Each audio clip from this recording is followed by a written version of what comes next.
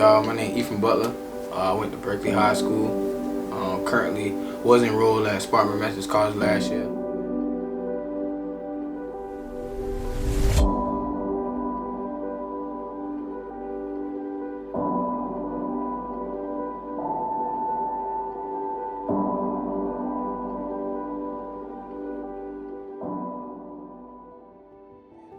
I really fell in love with it since I was little. You know what I'm saying? Like everything, to me personally, like everything came natural to me as far as basketball. And then like I met some of my best friends playing basketball. So just like all of that, like it's just really just like my life, really. And I loved it since the day I picked the basketball up. Like I knew, like I used to want to be in the football, like Solly and other things. And then when I really started hooping, like I was like, man, this is what I'm supposed to do. And I just put everything else down. Yeah, so basically basketball basically changed my life, basically. So I started out playing YMCA, and then like my first YMCA game, I probably had like 25, 30 or something like that, but I was killing them. And then ever since then, like I used to get up, my mama bought me a basketball goal, and then I had it in the backyard. Ever since then, I used to just get up every day like 6, 5 in the morning, like when the sun was getting up.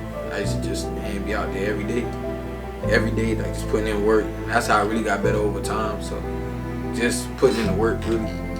Yeah, that's me. Like, just putting in the work. Cause I wasn't always the most talented. I wouldn't say like I didn't have crazy athleticism. Like I really worked for everything I got. Like being able to make shots, doing different moves. Like I just got up every day and worked on it. Like it wasn't just like God just dropped a certain attribute on me. And I just built off that. Like I had to work for it. Ephraim was okay at basketball, and having the older two brothers, you know, Josh and Caleb, and they were into sports, having them rough him up in the backyard, I think that really built that toughness for him in the sport, and it really built that hunger because he's way smaller than the other two brothers, so he had to really build himself up to be able to compete with Caleb and Josh.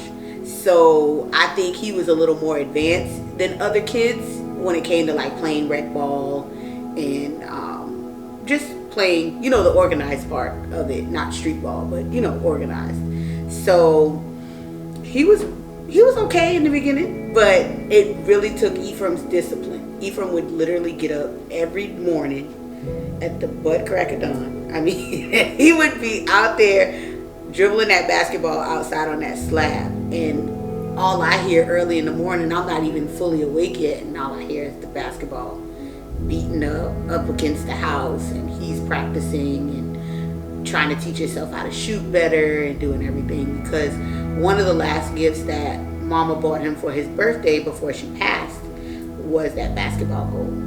She really believed in him playing in basketball, and she's like, I'm gonna buy my baby a basketball goal. And I was like, Mama, you about to buy you for a basketball goal? And she was like, yeah, I'm gonna go, come on, let's go to Walmart and get him a goal. I just remembered that just now, you know, just thinking about it. But yeah, she went and bought him a basketball goal, and he would really be out there dribbling early in the morning. He's an early riser.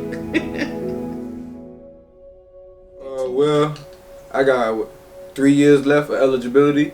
So, I mean, I'm at a place in my life where I got like so many options that I could do, like, and to stay around the game. So I got like, I could play all 3 years and then try to go overseas, because which I've already talked to a few agents about that. Like, just getting some insight on like what it takes, what I need to do, what type of numbers I need to average. So, but for me to go overseas personally, it has to be the right opportunity. You know what I'm saying? Like, the right money, because when you going over there to play across in other countries, it's just like you gotta sacrifice a lot. That's just what it is. And then I know what I truly want out of the game, because after I'm done playing, I really want to get in the coaching side and training side, because I like just the part of seeing kids grow and turning them into men, because I didn't have my father, so I want to be a father figure, and that's what a coach really is, in other words, because there's a lot of kids that don't have that. So me personally, I want to get into the coaching side. Really start off coaching at the college level. So if the overseas opportunity don't work out, then I'll probably get a GA spot, probably at whatever school I end up like at around that time, get a GA spot, and then just work my way up the ladder, but still be training kids on the side. You know what I'm saying? So that type of thing. And then once I work my way up into being the head coach, be that for a few years, and then come back and coach Berkeley High School. That'll be legendary because of the impact I had on Moncks Corner as a whole. So once I'm established and got my family, kids, all that, then come back and coach Berkeley. Me and Ephraim, every time like we get on the court together, like it's really like a brother bond. Like, you know, you got that one sibling that you gonna argue with, but no matter what, at the end of the day, y'all boy always gonna be friends, and y'all just gonna come back and just laugh and geek with each other. That's really me and Ephraim on the court. Like, I'll really yell and get in his behind, and he gonna do the same thing back. Like when Ephraim be messing up, like I'm really gonna yell and I'm gonna get in him, and he just put the ball up, hit a shot, and he like, shut up. I can't say nothing after that, so I just let that one go. So like ever since we was little, me and Ephraim, I never wanted to play basketball. That wasn't my thing, but I played it because he played it, and when I was little, I looked up to Ephraim. So I played basketball because Ephraim played basketball, and we would play like church league, rec ball. He would always be like the star. He always show out, and I'd just be like the role player where I get rebounds, swing it to him.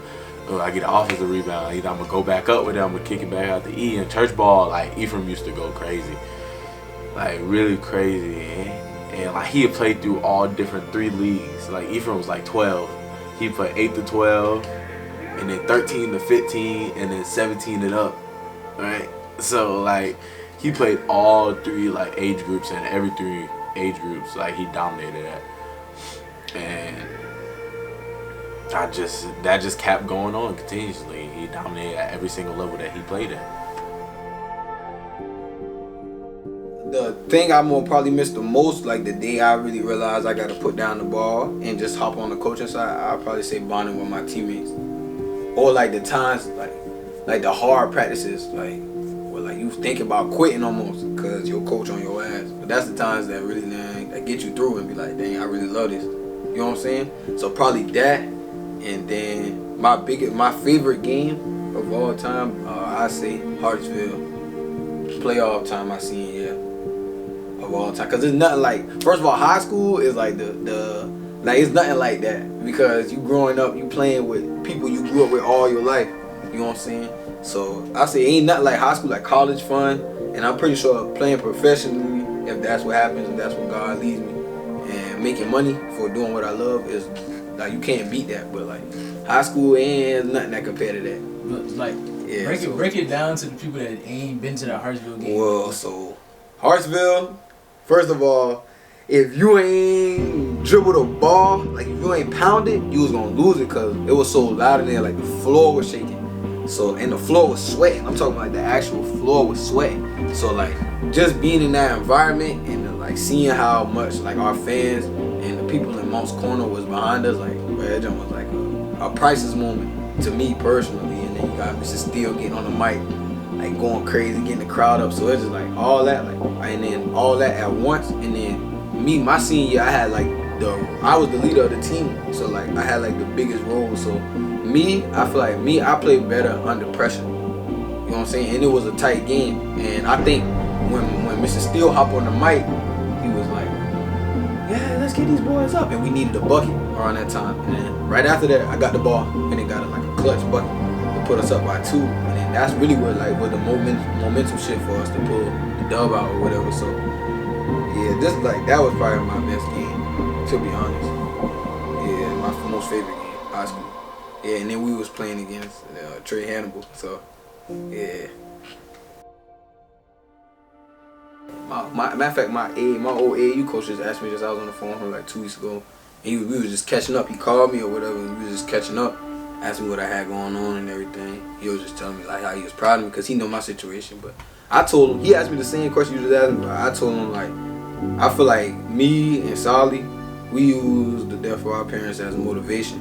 You know what I'm saying? I feel like the reason why I used to go outside and shoot the ball in the backyard, part of it was like to take that off my mind. You know what I'm saying? So going back to the question you asked earlier when you was like, why do you love basketball? What made you love it? Like that was our escape. You know what I'm saying? Like, so when you don't know how to, cause I ain't never really expressed my feelings about. I ain't never really had nobody come to me when I was little and be like, "How you feel?" I didn't know how to feel when I lost my parents. That's just real. Me being real, I didn't know how to feel. So I took all my anger out on that, on the rim or on playing basketball. My emotions, let your emotions out there. So, I mean, that's why I love it so much. And then I feel like I use my parents, the death of my parents, as motivation. You know what I'm saying? Because I feel like it's a lot of people that would use that as an excuse to do bad things or be a bad person. But nah, I use that as motivation. Even though it does, I mean, that's something that's going to stick with you for the rest of your life. But you got to keep going. Because life always going to keep going. So yeah, I say anything, I use it as motivation. For sure. Well, the first night, it's crazy. Me and Ephraim was sleeping when my dad passed away first. We were sleeping. Me and Ephraim we always had a close bond like how we are now. We were sleeping on the floor downstairs, and it's like my whole side of my mom's family there. So me and Ephraim, we sleeping downstairs on the floor, and all I know is like we got woken up, and they were like, "Your dad passed away." We ain't really say too much. We both went back to sleep, and then like the next morning, we both woke up and like we was upstairs in my sister's room, and like everybody was just like, it was kind of like, it was shocking, but like at the same time, I didn't really like feel too much. Like I didn't feel empty. Like, I didn't feel like I just lost somebody. You know what I'm saying? Until I got older, and then you see like other people doing things with their parents, and then like that's what you're missing. And then like when my mom passed away, she was home, and like she was hospitalized at home or whatnot. She had like a little hospital bed like downstairs, boom, and she passed away in my house, and like the whole family was sleeping downstairs, like all of us. And Ephraim like woke up my sister to tell her to like check on my mom, and like because my mom usually around this time my mom had to like use the bathroom and stuff like that. So she woke up my sister, and Ephraim woke up my sister, and like she just kept trying to wake up my mom, and she wasn't waking up. And from there, like I mean, we all cried, but like still I didn't feel anything. Like I was only like 7, 8. I was turning 8. And, like I'm just too young to really understand. Like me, Ephraim really didn't understand what was going on. And like we had a bunch of people like come in our lives, and like they say they care. Some of them care, some of them really didn't care. They was just there just to be nice. As you gonna run into people like that throughout life, you know what I'm saying? There's gonna be people there for seasons, people there for good. But like just that situation just taught me, it made me mature a lot. It made Ephraim mature a lot. Like you get to see like the true sides of people, and you're able to read people before like you let them too close to yourself, you know, to really fill out and like learn your personality.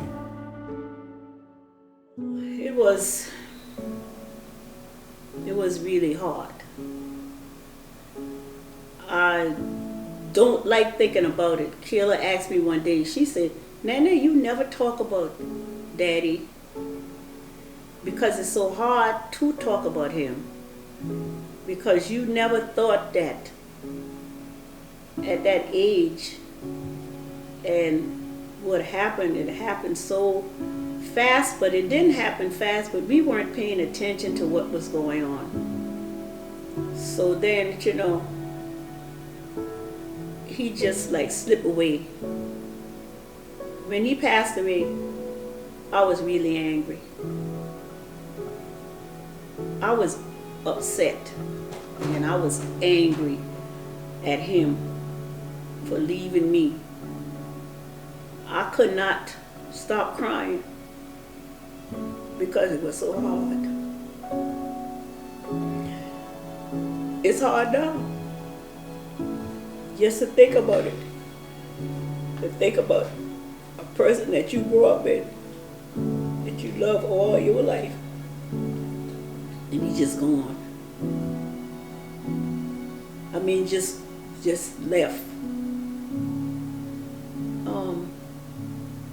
talk that we used to have every morning. We would call each other on the phone and just talk about life. And if there's anything that I ever wanted, if I needed a car, I could call Arthur. Anything going wrong, I could call Arthur. And Arthur was a thinker. He would get us out of that problem. No matter what problem that came up, Arthur would get us out. So, that's kind of hard. But the worst part was when Arthur left and then Karen left. That was really, really hard. Nobody knew, but I had to seek mental health treatments because it was so hard for me to go through that. To go through something like that. That was really, really hard. Because you think about Arthur going, now here go Karen. But God knows all about it. He said all things work together for good for them that love the Lord, for them that are called according to his purpose. And like I say, he knew exactly what he was doing when they knew exactly what they was doing. When they made them kids vacuum them floors, take them things from under the rug, and make sure everything was done, decent and in order. And I'm so proud of all of them. Not just one, all of them. All of them got traits of Arthur. To be real, like, I learned a lot from my siblings, honestly. Like, especially me being the second to the youngest. Learned a lot from Josh and Caleb, like what to do and what not to do. You know what I'm saying? And my siblings actually are my biggest support system to me. I actually learned a lot from my little brother Solly. He like a big little brother to me, so I say they played a big role into who I am today and why I go so hard, or why I still am chasing my dream. You know what I'm saying? So yeah, my family is basically all I had. Literally, we had after our parents died. So yeah, I see they play a big part in why I do what I do and who I am today. Yeah, so because I honestly don't know where I'd be without my siblings. All of them. What held y'all together or anything like that? Like, what was like the main part of y'all like sticking together and like sticking it through and whatnot? Like, our parents and what they taught us. Our parents taught us unity and to be together and to look out for each other. Mama and Daddy were both really big on that. You know, every night before we would go to bed, my dad would make us come in the room. Come on, it's family time. It's time for us to pray. It's time for us to sing. We got to sing a song, and then we got to read a Bible scripture or a chapter. And we literally had to just be together as one. And he would always talk to us about the power of togetherness and just looking out for one another. So the teachings that they instilled in us, that's what makes us big on being there for one another. This summer, I just woke up one day, and because the reason why I really started training kids or wanted to was one day I just realized like how much people respect me where we from. You know what I'm saying? And there's kids that really look up to me, and I've always had like questions in the past. Like kids will come to me, I don't even know them, like but they go to Berkeley or something, and they'll just be like, man, how I do this, or how did you get good at that? So when I go home, I just sit and think of like ways to impact the people around me, because that's the type of person I am. So with the help of my sister, she was just like, just start training sessions. So I started off with a kid named Colin. He started training me, then it just got like, it was like word of mouth. Like people just, I heard you training one kid, and just more just came. You know what I'm saying? So since this summer, that's what I've been doing, just training them, getting up about like 7 a.m. And then after I get done training them, I'll do my own personal workout. So yeah, that's really about it. Really just for the kids that's watching, or the people that look up to me, or the people that's just chasing something, chasing whatever. It don't even gotta be basketball, chasing whatever. I just say just get up and work every day towards it, and don't compare yourself to anyone else, because everybody's path is different. You know what I'm saying? Like me personally, like my path, like thinking back 4 or 5 years ago, I thought I had already been, you know, like leave. You know what I'm saying? That's how I was thinking, but like you just, life, adversity happens, and your path just end up different. So if your friend got this amount of offers, don't compare yourself to that. You know what I'm saying? Just stay in your lane, find what you love, stay and basically pace yourself. Find your race and pace yourself. That's what I say to anybody that's watching, that's looking for some type of motivation. And chase what you love, not money. That's about it.